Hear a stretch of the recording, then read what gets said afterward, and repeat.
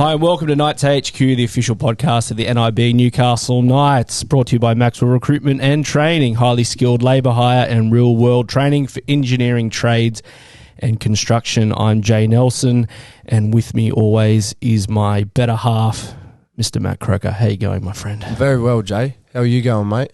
I'm doing pretty well. Pretty well. I'm pretty excited about today's episode. So am I, mate. It's been a good week. He's had a great season, this bloke I'm about to introduce.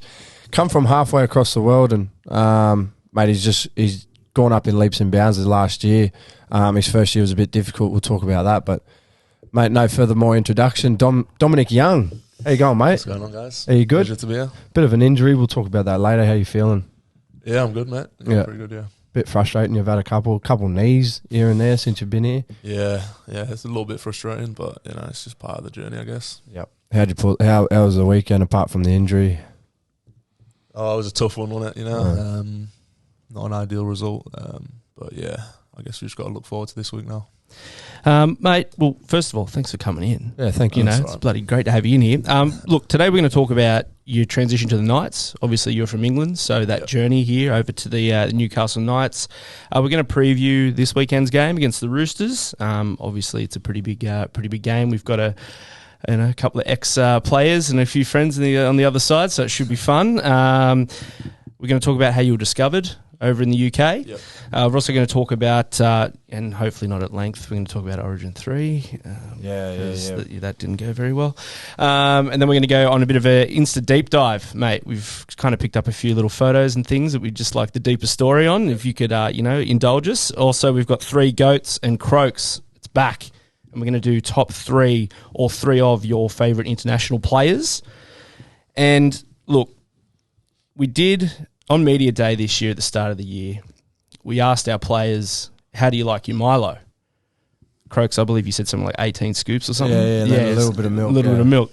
We asked Dom, and he's like, what? Nah, haven't had Milo. Yeah, Don't know what. A bit of stick for that. Since I came out. I've been saying, how have you not tried it? But yeah. So today, as an exclusive for Knights HQ, we're going to get some Milo in for Dom to give it a go and see what he thinks. So that should round us out. It's basically just brown sugar, mate. That's all it is. That's all it is. You just splash a bit of milk, mate. We'll start off about your journey. You played 2 games for Huddersfield, and people don't know Huddersfield, mate. It's the heart of rugby league, and that's where it all stemmed from. You debuted at 17 years old. I'm gonna go a bit further back from there. Was it always footy when you were growing up? Because you're quite the athlete, so it could have been a number of sports, I'm guessing. Yeah.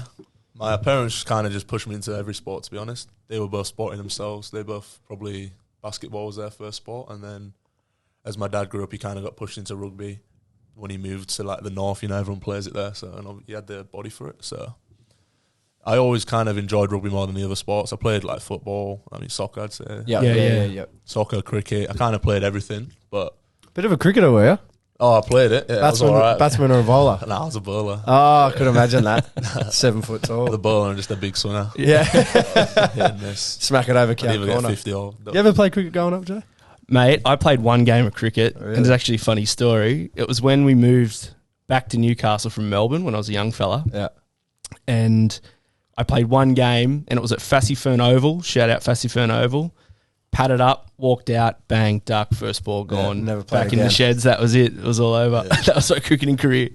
But yeah, rugby was always the one. Especially my brother was a couple of years older. Watching him play, I always just wanted to kind of be like him. So Yeah, we'll talk about your brother a little bit later, but so it all would have happened pretty quick, right? Because you've gone... Were you still in school when you debuted? Because you debuted at 17. yeah, I was in college still. Yeah. So funnily enough, my last exam of college, like I was done with school, everything. Yeah. Yeah. That was the day I debuted. Yeah, so you did wow. the exam and then went and Did the played... exam in the morning. Went and played for one of the greatest Straight rugby down league to clubs. Huddersfield. Yeah. Then went straight down to the training because we played away. Yeah. Straight down to the training facility, got the bus down. No Had way. all my gears packed in the bag in the morning. And then Were you waiting for the minimum amount of time you need to do the exam to click over so you could get out of there? I couldn't really get it off my Yeah. because I knew I was playing. Yeah. But just because it was my last exam, I kind of Yeah. And it did was all pretty crazy. and did all your mates who were at college, did they know you were debuting? Yeah, they did. Yeah. So how did you get a phone call during the week, or what was the go? Yeah, I think it was just during the week. I had a full week preparing for it, which was good. It Yeah. wasn't just a last minute thing. So yeah, it was I had the full week to prepare. Dude, my family knew. How'd you concentrate on that exam? Surely, all you're thinking about is footy at that point. Yeah, 100%.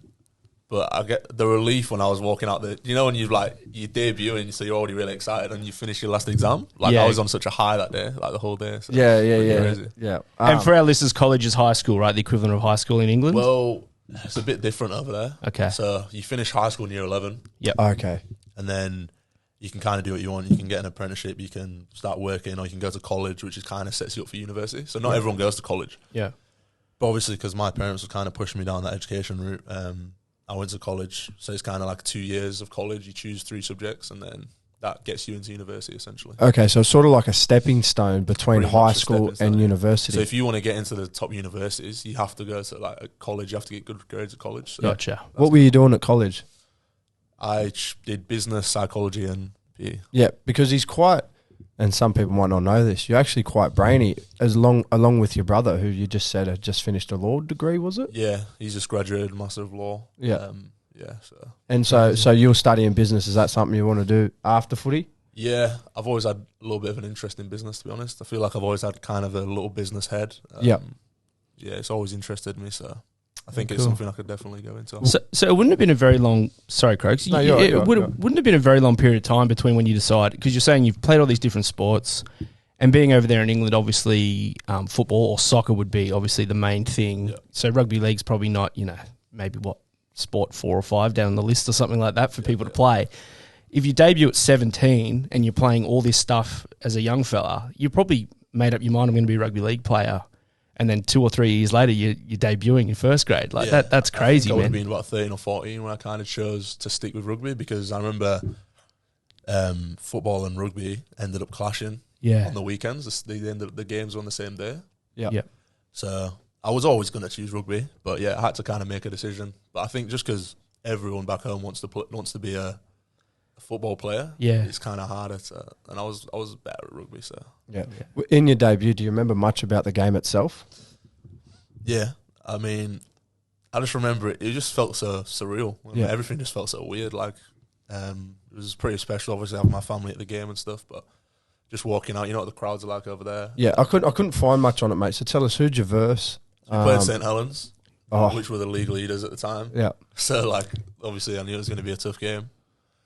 But, just walking out, hearing the fans singing, going crazy, my family there. It was kind of like a movie, to be honest, looking back at it. Very cool. Yeah. Did you win the game? Nah, we didn't. We probably, we lost pretty bad, I think. But I actually thought I went all right in the game, to be honest. Yeah. I was happy with how I played, kind of thing, for a 17-year-old. Yeah. And because you only played 2 games for Huddersfield, was your next game the year after? Yeah, my next game was the year after, against St Helens again. Again? So you versed them twice. So you've only ever versed St Helens in the Super League. Funny, So how come, do you know the reason why you didn't get as many games the next year? Or was it just, they were just people in front of you? I don't want to go too deep into it, to be honest. But I guess you could say that. Yeah. Probably people in front of Yeah. And when you're out there, are you taking little mental snapshots of it? Like you said, you remember a lot of it. And for something like that, people say that same sort of thing for big life events. Yeah. You don't take the time to, smell the flowers, as it were. You Kanye West reference there, Croaks. And, you blink and it's done. Did you give yourself time to really bring it in and really sort of, take it all in? Yeah, I don't know if I ever kind of took a step back and reflected on it, to be honest, just because I was so young at the time. You're just going off instinct. Yeah, it kind of all happened so fast and stuff. But I've got so many photos and videos from that day that I always look back on, and always it makes me pretty proud that I did that. But when was the first moment that you started getting recruited by the NRL? So I think I was about 15, 16 when I first started. When I first got a message from an NRL team. From an NRL team? Yeah. Can I ask who it was? The Storm. The Storm. Yeah. Right. So I think I played in the England under-16 game against France. And then, I got a message out of the blue about it. And they were just kind of intrigued. So. You never really showed any interest down that path, or? Nah, it was definitely a big possibility. I remember I was meant to go over there and like go into the pre-season kind of camp thing. Yep. But then ended up getting injured, having surgery, so that kind of put that off. And then after that, I kind of just felt like I needed another year of under my belt, just playing back home, just being in front of my family, being comfortable kind of thing. Because there was a point there where I was maybe going to go early. Yep. But yeah, I just felt like I needed that extra year of maturity. And then after that year, then that's when I kind of got a few more. So without that injury, there was a high chance that you would have been doing preseason with the Storm. Yeah, I guess, yeah, it's pretty crazy. That's crazy, man. It's a crazy thing to think about. Yeah, 100%. Okay, well, now we'll fast forward to when, because was it Alex that got you over here, Alex McKinnon? Yeah, Alex. So he was a main reason of you coming over to the Knights. Yeah. So I played in the Origin equivalent game kind of thing over there, and I think he's obviously seen that and liked what he saw, I guess, and then that's how we first kind of started getting in contact. But it's interesting because I didn't really have an agent or anything at the time. Yep. So when these clubs are kind of reaching out, you're just getting like a message of social media or like a text message. And Yeah, like, how right. did Wow. Yeah, right. How have they got my number? Like, how, do you know what I mean? Like, Yeah. it's pretty interesting, like weird how it all happens. Like, you think when you're younger, you don't really think about that kind of thing. Like, how would it even come about? Yeah, exactly right. And then when you just get a random message, you're like, yeah, it's just pretty crazy. But Yeah, it sort of feels like it's a bit too true, like too Yeah. good to be true. yeah. So when you get the message from Alex, like how does it get from just a message to having a discussion about it to getting to the point that you're going to move cross country to be here? Yeah. Well, he's obviously like, you know, he wants to discuss things, and me being me, like I'm like, I don't really want to talk. Yeah, you know what I mean? So my dad was pretty good with that. You know, he's real switched on. He was massive for me in the start, negotiating everything, kind of just like being my agent, I guess. He always well, at least you know about it too. Wants a little cut of little deals. I was going to say, at least you know he's got your best interests at heart so, too. Yeah, he was pretty good for me. He kind of spoke, represented me, so that's how it kind of developed. Yep. And then when you finally decided to make this move, what's it like when by the time this is out, that people will know that Tex Hoyer's gone to Hull now, and it's a massive move to move yourself halfway across the world. Yep. For a dream and a goal that, you know, ultimately could crumble, but you've made the most of it. What's it like when you finally make that decision and you go, yeah, I'm going to do it, I'm going to go overseas? Yeah. I think the decision in itself is kind of easy to make because you still sat at home. Yep. You still, I think it doesn't truly sink in until you realise I'm actually leaving the country. I'm going to the other side of the world in a couple of weeks, saying bye to the friends and family. And not like in that moment that Tex is probably now, it's not going to feel real. Do you know what I mean? Like he's still with us or whatever. So I think that moment where it really sunk in, where I was really actually leaving, that's when it kind of hit home, and that's when it was kind of difficult. Yep.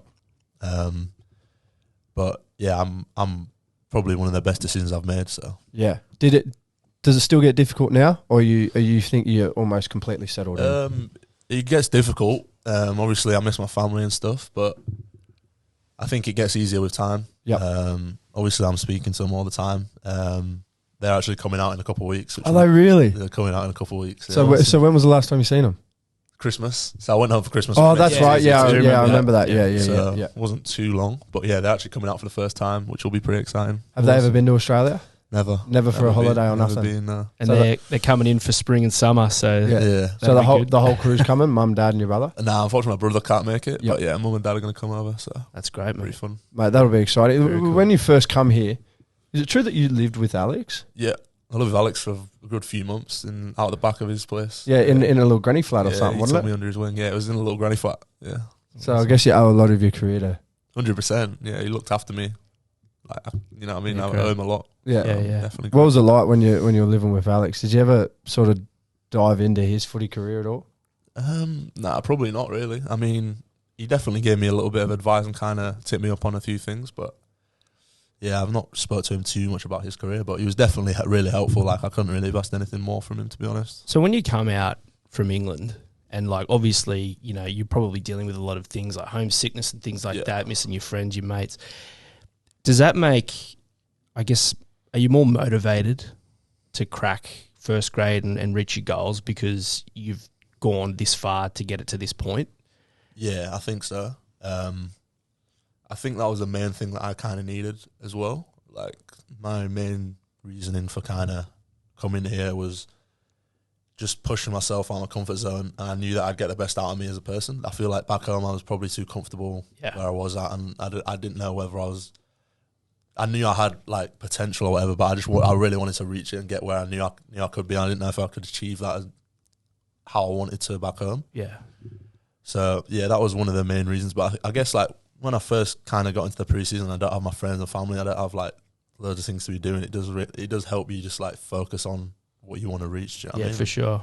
And without that safety net, you can't really take no as an option. Really, it's sink or swim type stuff. 100%. Like I'm not having anyone in my ear like telling me what I want to hear. Do you know what I mean? I'm just facing it head on, kind of thing. Yeah. When you come over here, it was the back end of 2020 leading into the 2021 season, wasn't it? Yeah. So that's in the midst of COVID. Did you have to quarantine in a hotel? Yeah. So you had to do the full 14-day. That was pretty rough, 2-week quarantine. Where'd you do that? Did you do that in Sydney? I did that in Sydney, yeah. Look, I had a pretty nice place, luckily. Yeah. I wasn't like locked in my hotel room. I had a little balcony so I could get some fresh air. Yeah. But yeah, it was pretty tough. Like, it's tough, because I remember I had to do it last year when I was coming up to the sunny coast. And everyone always talks about like day 10 and 11, and you sort of don't believe it. But then when you actually get to that day, you just feel like... Yeah, you feel like crazy. You're just starting to want to go home and throw it all away. And add in the fact you just moved from England. Yeah, well, into that as well. I had a bit of a light at the end of the tunnel because I was going to Sunny Coast with all the boys, and I was getting out of lockdown in New South Wales last year. Yeah. So I knew I was. Yeah, it was. I was in for a bit of a trip anyway. You know, there was a bit of partying going on because our season was ending, but Dommy's going head on into a pre-season in summer, and he's just come from England. What was the climate like? That hurt you? Yeah, I think if I can remember, when the first day I got out of quarantine was that ridiculously hot day, like 40-degree day, like dry as anything. I was sweating buckets. Yeah. Thinking, what have I walked into? Yeah, and it wasn't long after you got out that you actually had to start pre-season, wasn't it? Yeah, I think I might have had a couple of days to kind of reset, and then I was kind of into it, and I think, as you know, that probably shocked me a little bit. It's not easy. Yeah. What was it like your first NRL pre-season? Yeah, it was tough, man. Like, fitness was never my strong point before coming there. So, like, that's not ideal, is it? Walking into an NRL preseason. Obviously, I've adapted a bit more now, I think. Like, I'm pretty good now. But, like, that first preseason was rough, man. Like, there was a lot of dark times. Get me back to England. Yeah. 100%. What have I done?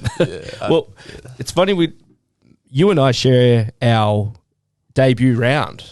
So when I come to the club full time to be the videographer guy, was round 3, 2021, and my first job when I walked into the stadium that day was, hey man, there's this young kid from England. I think he's going to debut today. Can you just make sure you get some shots of him like pre-game and stuff, and follow him around a little bit and talk to Alex about it and things like that. So that was a link that Dom and I shared. Your debut game was kind of my first sort of round at the stadium and doing my thing as well. So that all happened pretty quick, mate. Like. Yep. You're only 3 rounds into your first NRL season and training as a full-time NRL player.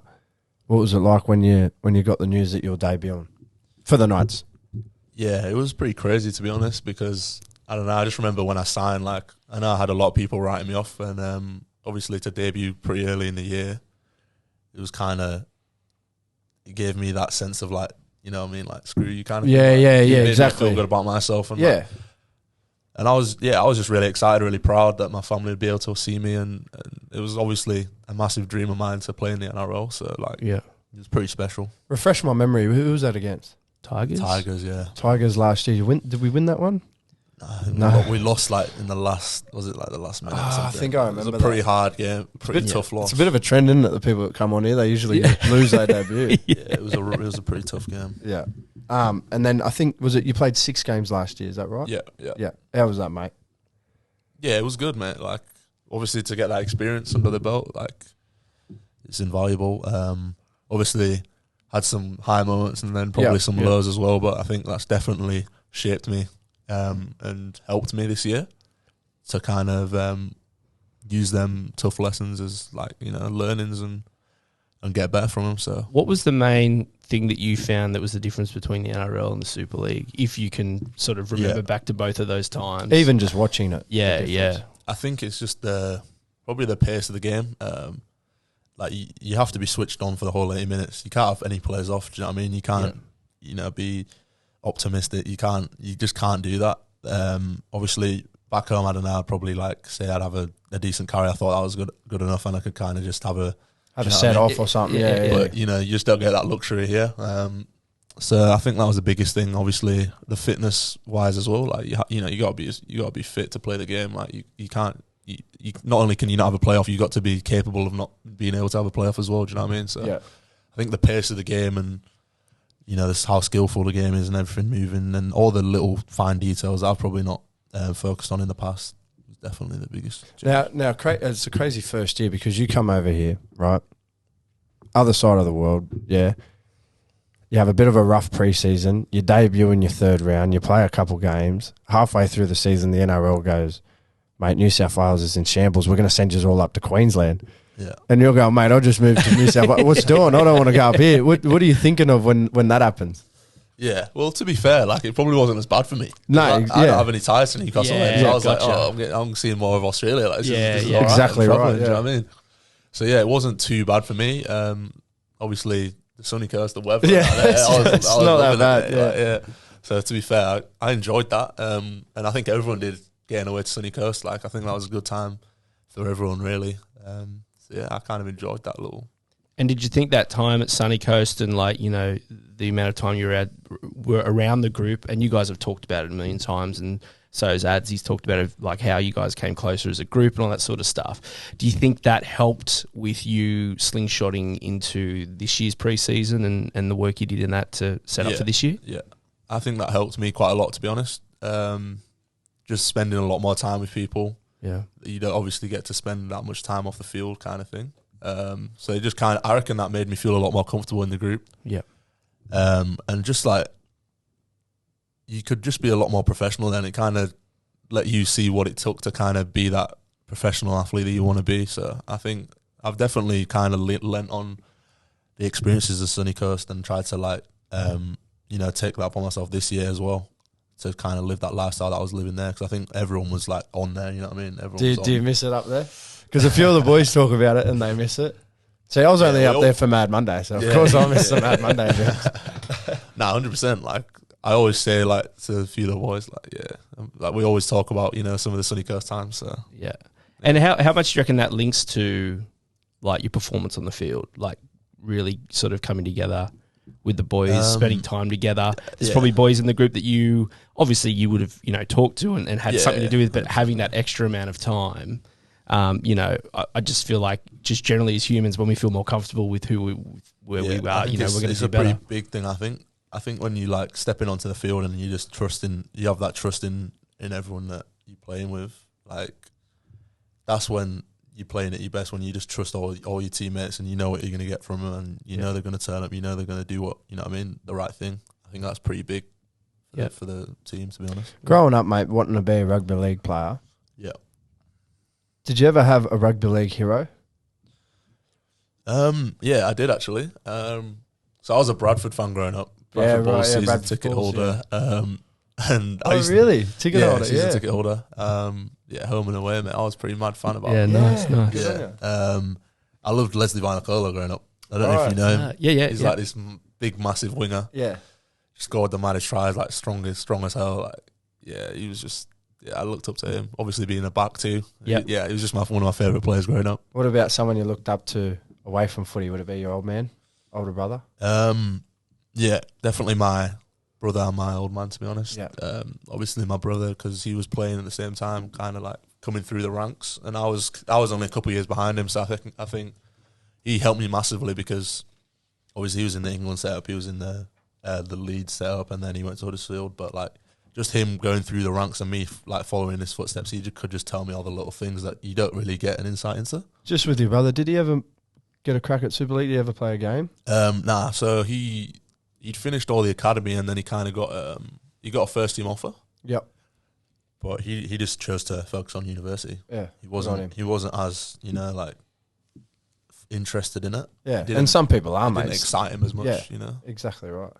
Well, we're going to do an Insta deep dive on you, Dom. We've gone through the Instagram account. We've screenshotted some stuff. But first, we're just going to have a quick chat about this weekend, Friday night, against the Sydney Roosters.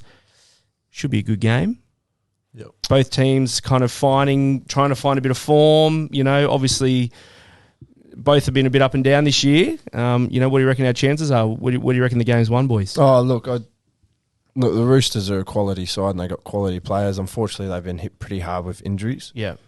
Billy Smith and Satili Tupanua have both done their ACL, and I believe Siwa Takiaho has got a facial fracture. So they're a bit wounded at the moment too, with Kiri coming back. But they're a quality side, and we're going to have to be up for it.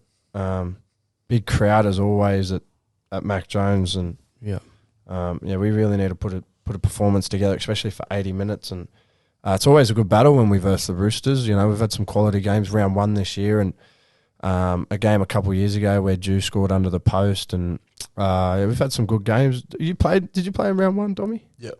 What was that like when we beat them? Yeah, that was a pretty special game, to be honest. Obviously the first game of the season, wanting to start on a high, but I feel like that game was just, everyone was just on, you know? Yeah. If we can find, what we did that game. I know people are saying the Roosters were undone or whatever, but I don't believe that. I think we played a perfect game there, and I think if we can kind of try and replicate that, then that'll go a long way to and winning. yourself, mate, though you had 2 big defensive efforts on one side, and then you scored a really great try on the other end off Gags. That was really good. So hope, mate, if we can find the form that we showed in round 1, there's no reason why we can't come home with. Can the I 2 just points. jump back into footy? Sorry, real quick. Yeah, you're right, mate. Yeah. We had a little note here about you scoring your hat-trick, your club hat-trick against the Titans. Yeah. How was that? That would have been awesome if Edric didn't get 5. Yeah. You got a bit outdone by your other winger who got 5. What was that like? Yeah, that was pretty crazy, to be fair. Getting 3 tries, and you know what I mean? It was pretty mad, looking back. Definitely one of the highlights of my career, probably, so far. Because I was right next to you when you picked up the ball to score your last one. Yeah. Did you know you were home? Because people might not know, Dommy was cramping. 2 minutes before. I with cramp. Yeah, a couple of minutes before. He was in all sorts. My calves, and then I kind of picked the ball up and I seen all that space in front of me. I was like, here we go. Here we go. Yeah, I kind of took the first step and I could feel my calf just a little bit. Yeah. But I kind of just did what I had to do to get there. I wasn't breaking any records. Dude, I was filming Brady for his reactions to the game. Yeah. And I'm kind of trying to think of when we're in an attacking position to start recording. So if something happens, I've got it. And because that was so against the run of play, we're defending. I forgot to hit record. I just saw you pick up the ball, and I'm like, "Go, Dommy!" And then I'm like, "Oh, wait up! I'm meant to be recording this." So what made you put the finger up? Yeah, mate, what's going through your head? I've got to stick for that too, but I don't know, mate. I can't even tell you what's going from it. It just happened, mate. It just came out. I had me and Gags. We had a hand up when he had 80 meters to go. Me and Gags put our hand up because the crowd were going crazy, and I could see a few of the fans, just going mad. I was like, that was just, bit of salute. All right, mate. We're gonna take a little look at we're gonna do a little thing called the Insta deep dive. So we're just gonna go through your Instagram, pick out a couple photos, and this one here, mate, posted on the 15th of September 2020. Yep. I believe that's from your Super League debut. We've already spoke about your debut on at 17 and for the rich history club Huddersfield that it has. What I want to ask is, 17 years old at a club like that, are there many senior blokes that take you under your wing? Yeah, 100%. I'd probably, Jermaine McGilvery, Leroy Cudger were definitely... I've heard of Leroy Cudger, yeah. Leroy Cudger, Jermaine, they're both England internationals, both, born and bred in Huddersfield, legends of the club, one club men, and my position to winger centre. So, every day at training, they're always giving me advice. They kind of always saw the potential that I had and always believed in me as well. And obviously having players like that believing in you gave me a lot of confidence. And I just feel like they really took me under the wing. And I've got a lot of credit to give them. Yeah. And also when I was actually debuting, Jordan Turner, he was my centre that game, and he was just good with me. He just gave me so much confidence, just speaking to me all the time, just helping me. And obviously I was young. I wasn't a complete player by any means, and he knew that. So, I'll give a lot of credit to him for helping me with my debut, and them two boys as well. You're a quietly confident kid, but that's because you work so hard that you believe in yourself. When you go into your debut at 17, are you a bit nervous? Are you a bit scared? Or do you just go, I reckon I can handle this? Yeah, it's a weird one because I don't know whether it was because obviously I told you before with the exam and stuff, because I had so many emotions going on that day, but for some reason I wasn't really nervous. Yeah. I think it was just because I was just excited and I just wanted to kind of prove myself and show what I can do, and I wasn't focusing on what could go wrong kind of thing. I was just looking at what could go right. So I was just excited. I just wanted to get out there and kind of. And when you're kind of working like all that time to get to that point, yeah, I guess it's almost like I belong here. I've done the work. I've done everything that I need to. They've given me the nod. Here I am. Now it's time to show what I can do. Yeah, I kind of felt like I was ready. Even though I was only 17, I did feel like I was ready. And, I might not have been, but for whatever reason at that time, I felt like I was. And, yeah, I just kind of had that mindset going into it. I think my old man always drilled that into me too. He always told me to back myself, and that's something I've always kind of done. So yeah, perfect. Is your old man where you get your Jamaican side from? Yeah. Sorry, I just want to sum that up. No, you're right. No, just for the listeners, mate, just so they know. If they don't know, you are half Jamaican, half English. He was really using his Jamaican roots up at Sunny Coast too, down the beach every day, mate. Getting a bit of colour. Yeah, getting a ton. So, mate, we've already talked about it, but the second shot here, and look, if you are listening to it, obviously you're not seeing these photos, but if you're watching us on YouTube, we are now on YouTube. You are seeing these shots as we're talking about them. Go on there, mate. Leave a comment, leave a like, do whatever Subscribe, you like. hit the bells. Now, all the bells and whistles. Yeah. We've already talked about your debut for the Knights in 2021. Yeah. But can you remember when you found out what you were doing? Was it a late call up, that type of thing? Yeah, I remember we had a training session down at Hunter Sports, was it, I think? Yep. And I think Brady went down in the session. And then, obviously, I ended up filling in, and then kind of at the end of the session, Adzi was like, I don't know if, Britt's going to be right for the game, but obviously, if he's not, then Dom's going to step in there and kind of, make my debut, obviously. And I didn't really know what was going to happen. Like, I didn't know if it was going to end up happening but I just kind of, I guess I hoped that he was injured. Yeah. And I did get the opportunity, but yeah. And then it turns out, he obviously couldn't play, and then that kind of gave me my opportunity. So bit of a beard in that photo. We'll ever see that again? Yeah. That's all neck. That is all neck. It's not really a beard, is it? I kind of was trying to, for some That's reason. That's a moustache and then a neck. For some reason, I tried clinging onto it. I just didn't realise how scruffy I looked. My mum hated it. She was telling me to shave it every day, but I was just clinging onto something there. You have cut your hair. I like what you do with your hair. I'm your biggest fan, Dommy. Best looking man in Newcastle. Oh, mate, third photo, third and last photo. It's just a photo of you standing at the beach looking a little bit swag, might I add. What do you get up to? Living in the beautiful city of Newcastle, what do you get up to on your days off? I think you're wearing a hobby that you get up to on your days off. Yeah. I guess a few of me and my mates, we have a bit of an interest in, like fashion, I guess. Not like, we like our clothes. I don't know, we kind of had a little idea that we'd try and start a little brand. We're probably not being too serious with it, but we're just having a bit of fun with it, I guess. Give him a plug, mate. Give him a plug, bro. NZ Clothing. NZ Clothing, yeah. NZ Co on Instagram if you want to buy a tee. Yeah, there it is. What else do you get up to, mate? You like the beach and that? Yeah, to be honest, mate, just cruising around. Yeah. Going around the beach, having a coffee or whatever. Just who's in the crew? Who's in the crew? Is it anyone they know? Any teammates? Who's in the crew? Yeah, well, I live with Maps. Yep. I used to live with Chris as well, so he's always with us. Bailey, obviously. Bailey. Fellow Englishman. Yep. What's it like living with Maps? Nah, it's good. It's good? Yeah, me and Maps, we get on real well, He's a good bloke. King of the Cambridge, does that nickname still stick or not? Has that gone away? Nah, I don't know where that came from, mate, to be honest with you. You gave it You got the wrong man, mate. You got the wrong man there. All right, mate. Listen, we're gonna jump forward into a segment. It's called Three Goats with Croaks. A bit of a tongue. I don't think we've ever said that right. No, but that adds to the charm of the segment. It's all part of it, mate. We're rookies. And today we're going to talk about. Well, I'm going to talk about the three greatest international rugby league players. Now, apologies for all non-Australian listeners, but I've only gone with 3 Australian players. I was a bit rushed doing this, so maybe Dommy could help and think of his 3 greatest English international players. Oh, so you've gone kangaroo players. I've just gone kangaroo players. Gotcha. Because I was a bit behind on time. I was going to throw Gary. That's why I shortballed it to you, because I was like, international players, I don't know about this. Maybe Croaks has got something. So to start off, I actually had these blokes tied at 3, but I've decided to put Mal Meninga at 3. Yep. Now, he went on 4 Aussie tours. And back in the day, the Aussie tours were only every 4 years. So that's a 12-year span of playing for the Kangaroos, because you go 1, 4 years later you go 2. Yeah, wow. 4 years, yep. So, right, so 12 years. He played 46 games. He captained 23 test matches. Now, I want to tell a little story about the 1990 Rugby League Ashes tour, and it was played over in England, and Australia had lost the first game, and there was a lot of heat coming in on Australia for game 2, because this would be the first time they don't come back home with the trophy in, I can't remember how many years it was, but it spanned over almost half a decade.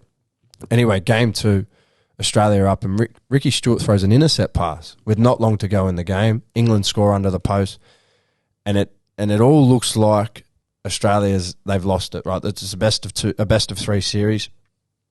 Anyway, fast forward a little bit. Australia throwing the ball around, looking for someone. Cliffy Lyons, bang, hits Ricky Stewart, and he throws this big dummy, massive dummy, and he goes through and he's got a bunch of clear space. And go look it up on YouTube, because it's a great try. He's steaming down and he's looking left and right, looking for a little bit of support. Bang, in comes Big Mal. And he runs to the right of Ricky, and Ricky looks to the right. And I can't remember the play he does, but Mal gives this English support runner just a little bump off the ball, then goes to Ricky's left. Ricky hits him, he scores under the post, we win, we go on to win the 3rd game, and we win the series. Gotcha. I've heard blocker Steve Roach tell stories about that 1990 tour, and they just said the things Mal did was just inhuman, how good he played. Yeah. And to play in a team like that, if you go back and look at the team, it was just stacked with talent, stacked with legends. He's an immortal of our game. So Mal's at 3. Yeah, that try too is super famous, right? Super famous. I think I've seen that. Super famous. Yeah. Ricky goes through. He's running. He's looking left and right. Big Mal's coming up on his right. Mal gives the defender a little bump. I don't know if it would be a penalty in these days. He gives him a little shove. Yeah. Anyway, it's the way it was. And for people that don't play the game, that's to obviously give yourself more space. Exactly. And then he bounced up on Ricky's left, catches the ball, goes under the sticks. Yep. At number 2, now this might be a bit controversial, I had Cameron Smith. Okay. Right? Yep. Let me rattle off some of his statistics. 56 games, second most in Australian Rugby League. Captained them 33 times. He won 2 Golden Boots, which is the best player in the world, best international player in the world. He won 85% of his Aussie matches. 2017 and 2013 World Cup winner. 2009, 2011, 2016 Four Nations winner. Now, to captain your state 33 times is a fair... To play for your... To play for your country 33 times is a mean feat in its own. Yeah. But to captain them 33 times is pretty incredible. And with the team he had, Croaks, Slater, Inglis, Lockyer was there at the back end. Players like Matt Scott, Sam Thaiday, legends of the game, Paul Gallen. He's at 2.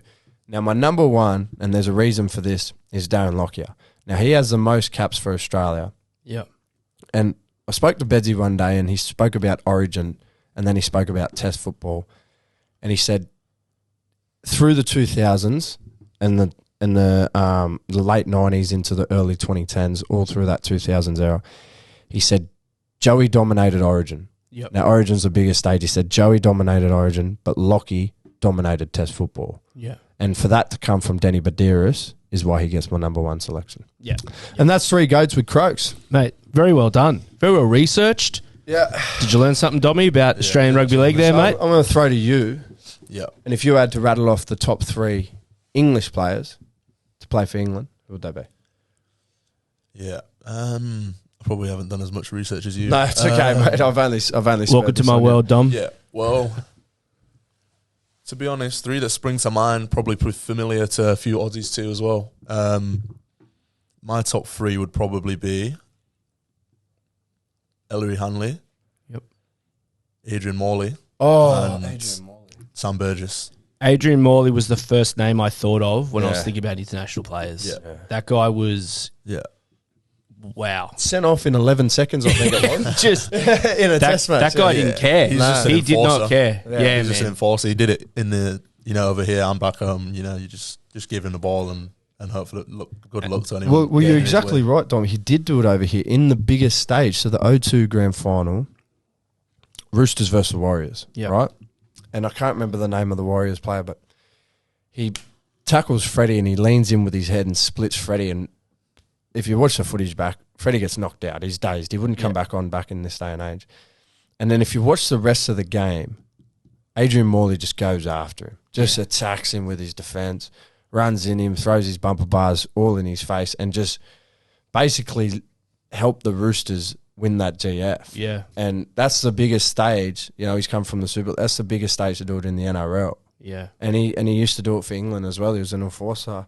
A little bit before my time, but heck of a player. And that era was just riddled with great tough forwards. and tough, Yeah, man. 100%. Tough man. blokes. Yeah. And he was, the one that they all feared. Like, it's crazy, man, the stuff he did. Yeah. Well, that's the three GOATs. Yep. Now, as I said earlier, we've got a little... it's not even a challenge. We're just going to try something that we've never tried before.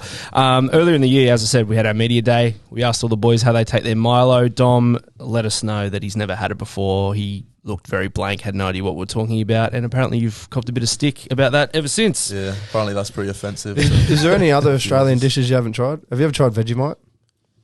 Yeah, I have tried Vegemite actually. Vegemite's rank, I reckon. It's so bad. It's not. I'm an Aussie Yeah. and I Not don't my even cup of like tea. it. Nah. Not my cup I of love tea. my country, but that's not my thing. I love this, but this is grouse. So, do you want some pointers, or are you just going to have at it? I'm pretty sure like I know basically what it is. Okay, So, cool. Get into it, lad. Get into it, mate. Put a big scoop of Milo in if that you- milk. If you're not watching, Dom's got a can of Milo here. Take it He's off with got a a spoon, glass of brother. milk and he's got an empty glass. Yeah. And So we'll just commentate this. He's going about it pretty So I've cool. been told Milo first. well, this is the thing. Well, it's really up to you, It's up Dom. to you. Because we have two glasses here. If you want to go the Milo first, you can. The milk has already been poured in a second glass. It is completely up to you. And he's going to go the Milo. He's going to go the Milo I think first. you're going to go the Gagai, which is Milo first, milk, and then a bit more Milo. That's what he I would does. actually do usually. Okay. to be Okay, honest. well, So we're gonna go the chuck a bit of- Gagai Chuck a method. bit of milk in there, mate. There we go. Mixture of textures. You can throw a bit more in if you want, mate. Yeah. I'll finish it if you don't anyway. It's a good ratio. It's a Yeah. good ratio to start off with. Quick stir. Are you you going to don't throw a really bit more in, or We were Yeah. thinking about making you just take a but we not great for podcasting.